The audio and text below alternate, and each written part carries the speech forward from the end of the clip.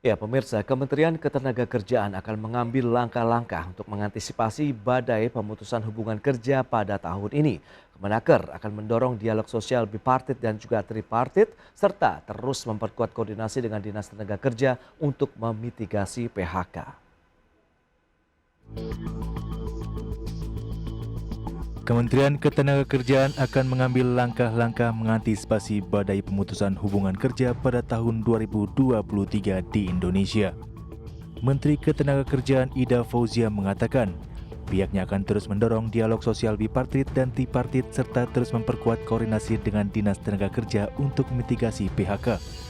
Kemudian Kemenaker juga sedang menyiapkan regulasi terkait mekanisme upah dan waktu kerja bagi industri manufaktur orientasi ekspor.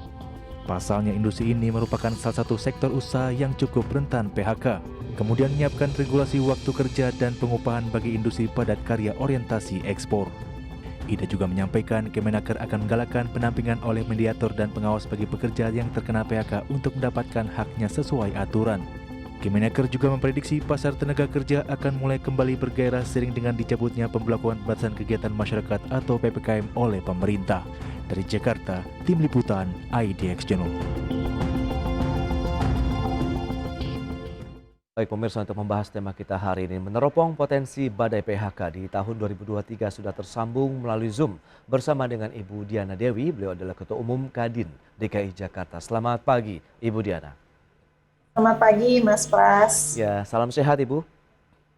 Salam sehat kembali. Baik, terima kasih Bu. Ini tadi, ya marak memang beberapa waktu terakhir ya, kondisi dunia kerja, dunia usaha di Indonesia yang masih diwarnai dengan ancaman pemutusan hubungan kerja ataupun karyawan yang dirumahkan.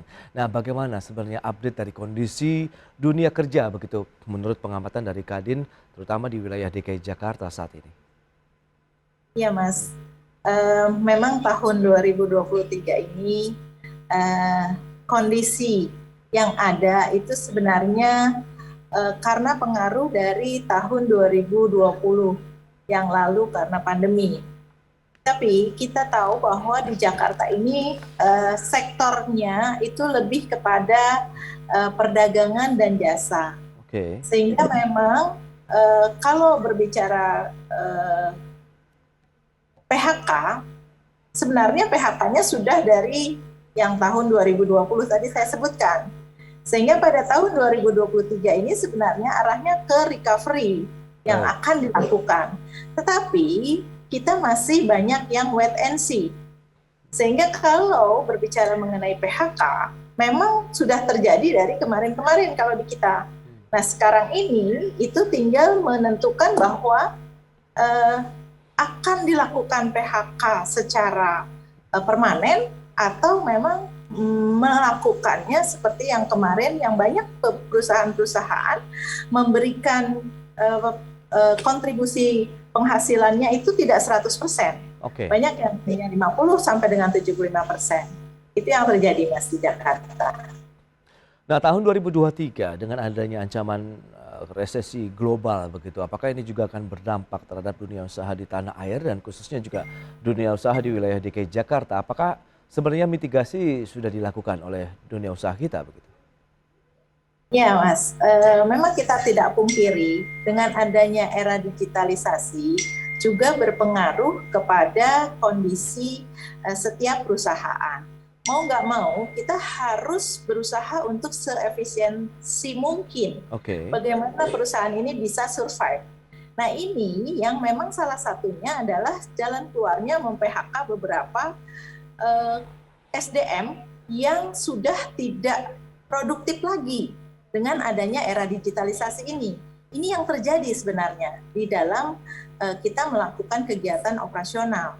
Nah ini yang harusnya diantisipasi juga, tapi kan pemerintah juga sudah memberikan warning pada saat kemarin pandemi.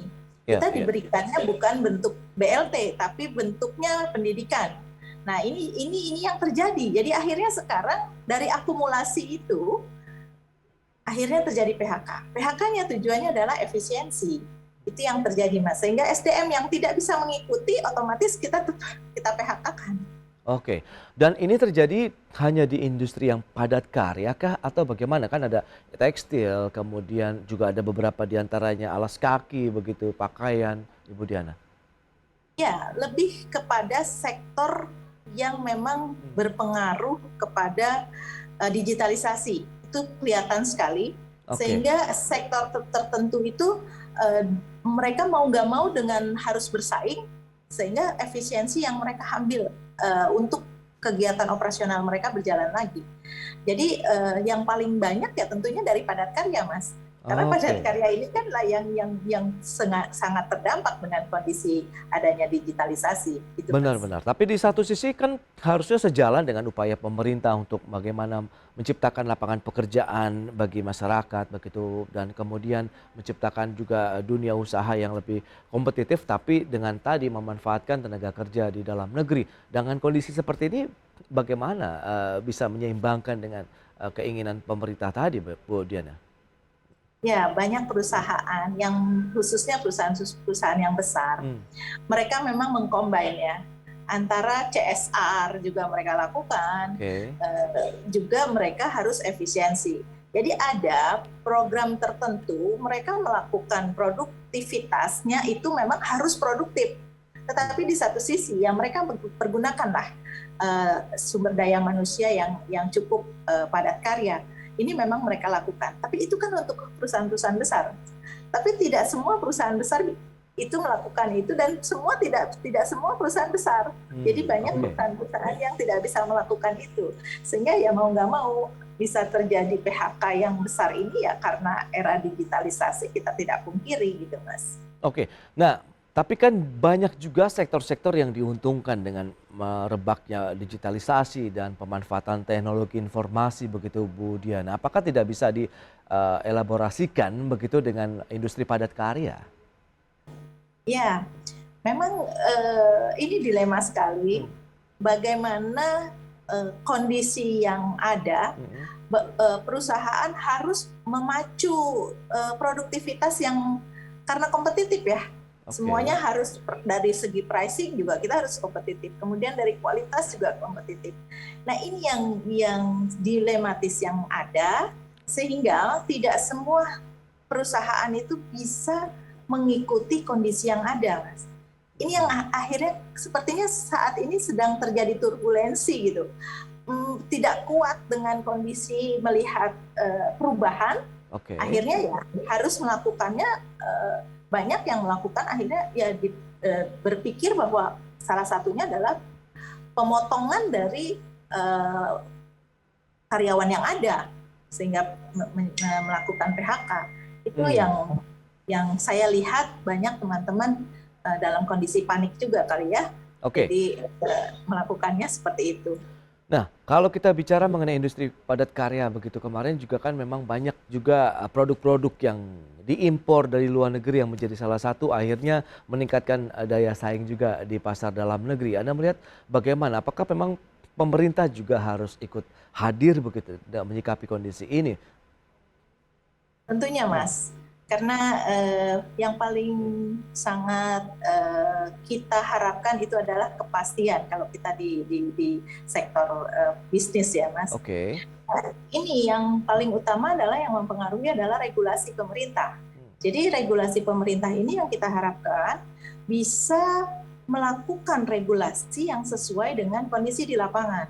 Seperti contohnya sekarang, banyak teman-teman berteriak bahwa bahan baku yang dari luar negeri mereka tidak bisa masuk, sehingga industri mereka berkurang. Kemudian mereka juga melihat bahwa ini neraca perdagangan yang mempengaruhi, sehingga mereka tidak bisa memasukkan barang-barang produksinya. Nah, sedangkan bahan bakunya sendiri misalkan kurang di sini. Ini yang tentunya pemerintah dibutuhkan masuk di dalam membuat regulasi, tapi regulasinya saya berharap betul-betul berkeadilan oke. dan memahami kondisi di lapangan. Karena jangan sampai dengan ada tanda kutip ya, ada pesanan-pesanan tertentu sehingga akhirnya nanti kondisi di lapangan tidak sesuai dengan regulasi, akhirnya berantakan juga gitu.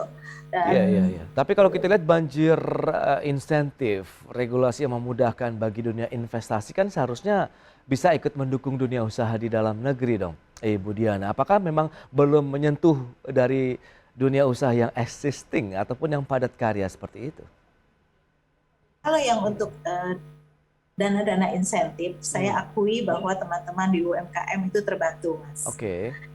Tapi kalau untuk yang perusahaan-perusahaan menengah ke atas, ini yang diharapkan adalah yang lebih penting adalah regulasi. Regulasinya jangan tanda kutip punya kepentingan dari perusahaan yang lebih besar mungkin gitu loh. Oke. Itu ada terjadi gitu. Nah, ini yang banyak diteriakkan oleh teman-teman bahwa mereka ingin punya regulasi yang sesuai dengan kondisi di lapangan, tetapi berkeadilan juga gitu loh, Mas. Dan regulasi dari sisi perpajakan yang sudah diterapkan pemerintah, ada cukai rokok, minuman bermanis begitu, kemudian juga dengan beberapa kebijakan lainnya seperti odol, overload, overdimension begitu yang harus dihilangkan di tahun 2023 ini, apakah juga berdampak terhadap dunia usaha atau tidak, Bu Diana? Dan berikut ini kembali kami sampaikan infografik terkait dengan jumlah pekerja yang terkena pemutusan hubungan kerja. Ya, seperti yang bisa Anda saksikan data selengkapnya di layar televisi Anda. Kita lihat ini berdasarkan klaim dari JHT milik BPJS Ketenagakerjaan itu tercatat ada 998.882 orang. Kemudian berdasarkan portal Satu Data milik dari Kemenaker 25.114 orang. Kemudian berikutnya jumlah pengangguran di Indonesia. Ada berapa banyak? Kita akan cermati. Agustus 2021 tercatat 9,1 juta orang. Kemudian di Agustus 2022 8,42 juta orang. Jadi ada sedikit penurunan ya, sekitar 0,02%. Kemudian tingkat pengangguran terbuka di Indonesia Februari 2022 kemudian sampai dengan Agustus 2022 ada sedikit kenaikan 0,03% dari 5,83% menjadi 8,42%. Baik, kita akan lanjutkan kembali perbincangan bersama dengan Ibu Diana Dewi, Ketua Umum Kadin DKI Jakarta. Bu Diana, berdasarkan data tadi yang sudah disampaikan, begitu menyikapi kondisi yang ada, begitu nampaknya memang beberapa langkah sudah dilakukan oleh pemerintah untuk menjaga dunia investasi, dunia usaha tetap dalam suasana yang kondusif dan stabil seperti yang diinginkan pelaku usaha. Tapi di 2023 sendiri Anda melihat seperti apa proyeksi yang bisa Anda gambarkan? Apakah badai PHK itu benar-benar nyatakah atau tidak? Ya, kalau untuk DKI Jakarta sendiri, saya sudah sampaikan bahwa kita adalah sektor perdagangan dan jasa. Kalau saya meyakini 2023 akan lebih baik atau paling tidak minimal sama dengan 2022.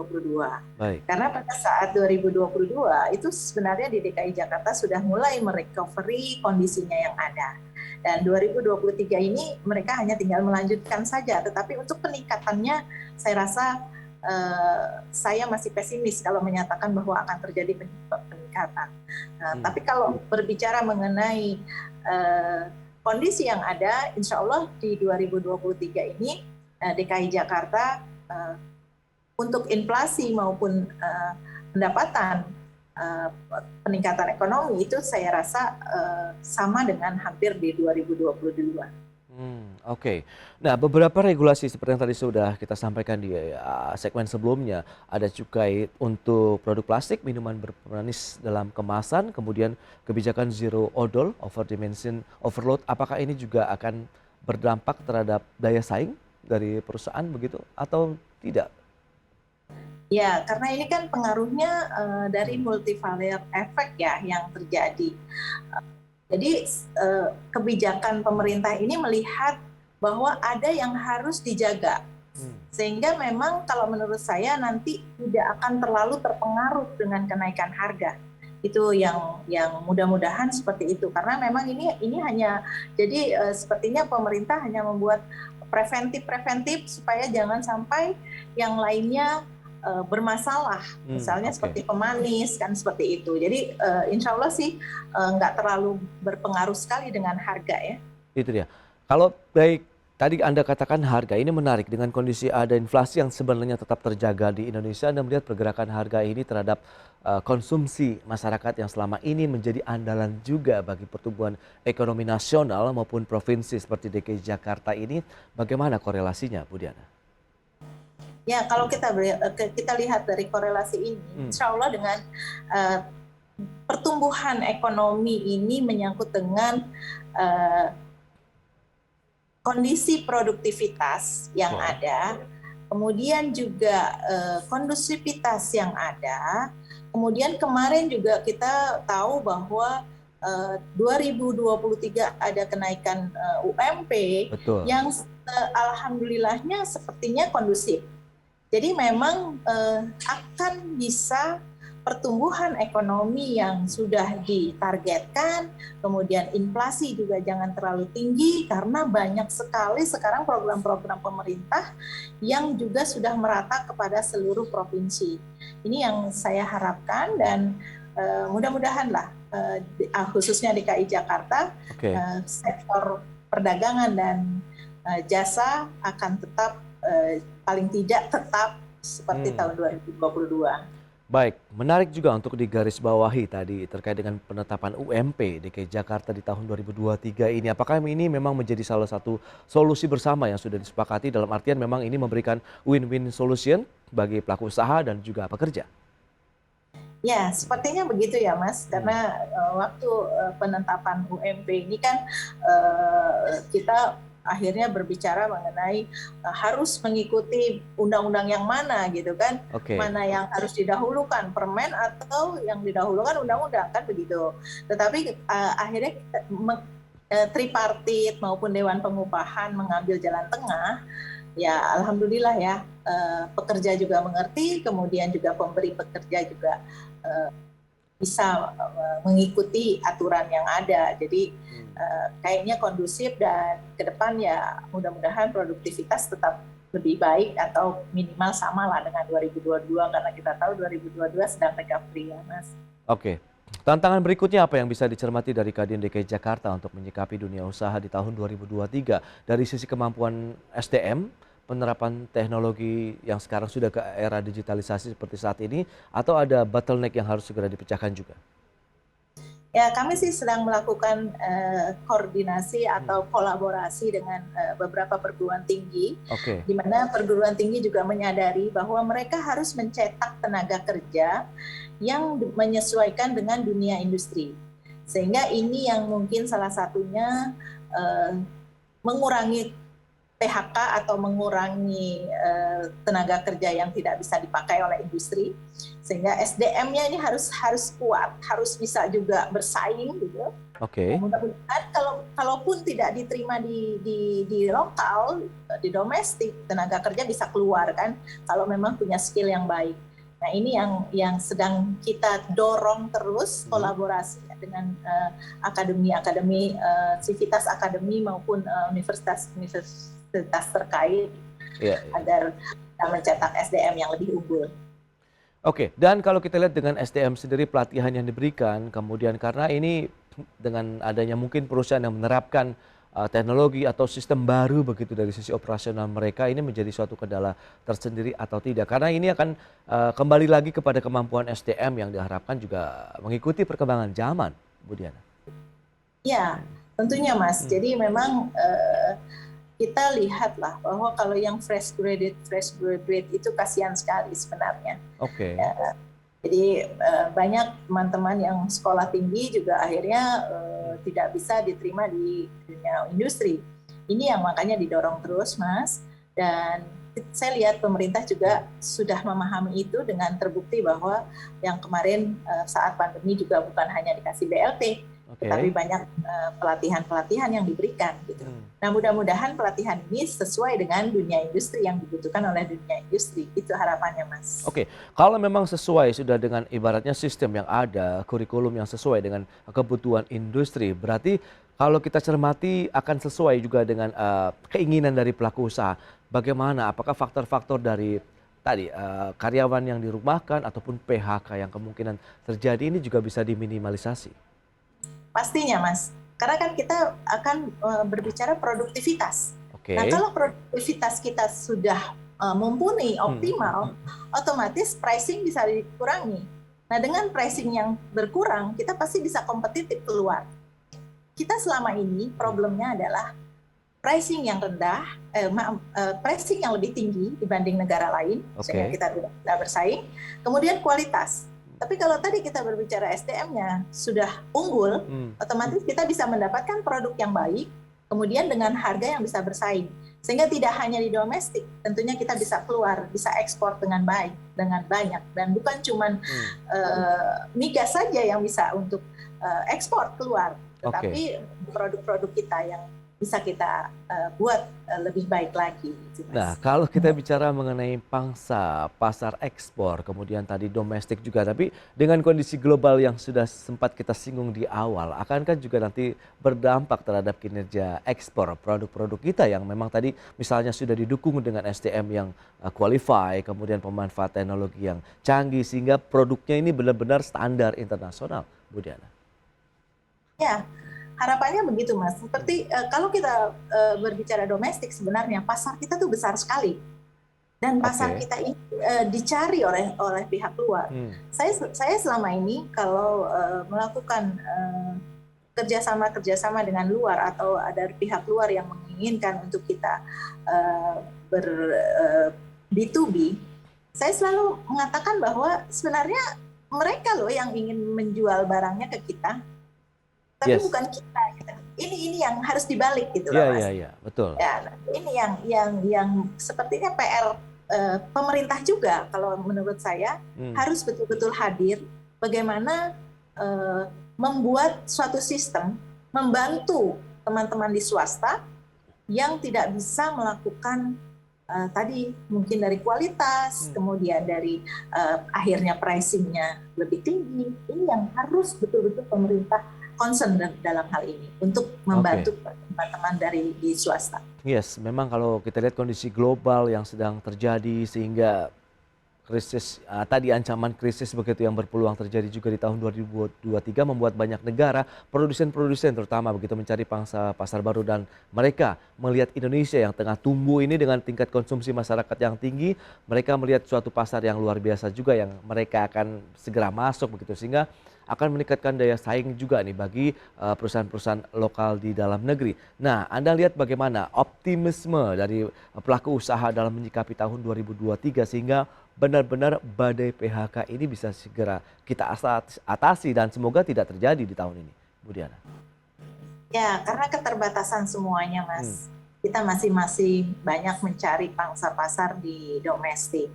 Dan yang tidak disadari yaitu tadi banyak produsen-produsen luar yang tentunya sebenarnya kita lengah gitu, dan selain lengah kita lemah gitu.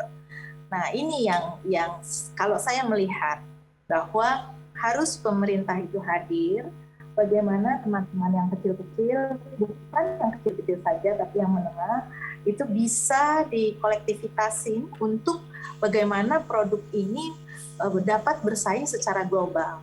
Itu yang terjadi, Mas. Makanya ya kita akhirnya yang kecil ya tetap kecil, yang besar bisa lebih besar. Itu yang nggak boleh terjadi sebenarnya. Oke, berarti memang harus ada kolaborasi dan integrasi yang kuat begitu ya, koordinasi juga antara pemerintah, pelaku usaha dan juga tentunya pekerja ya dalam menghadapi kondisi di tahun 2023 ini. Skill yang harus ditingkatkan, kemudian pemanfaatan teknologi canggih dan juga iklim dunia usaha yang dibangun oleh pemerintah. Baik, Ibu Diana, terima kasih banyak atas waktu dan sharing yang Anda berikan hari ini kepada pemirsa. Tentunya menjadi insight dalam menyikapi dunia usaha di tahun 2023 dan semoga benar-benar tidak ada lagi badai PHK di Indonesia. Terima kasih, selamat melanjutkan aktivitas Anda kembali. Salam sehat. Salam sehat. Ya pemirsa, 1 jam sudah saya menemani Anda dalam market review dan tetap saksikan IDX Channel, your trustworthy and comprehensive investment reference. Saya Prasetyo Wibowo beserta kerabat kerja yang bertugas undur diri. Terima kasih dan sampai jumpa.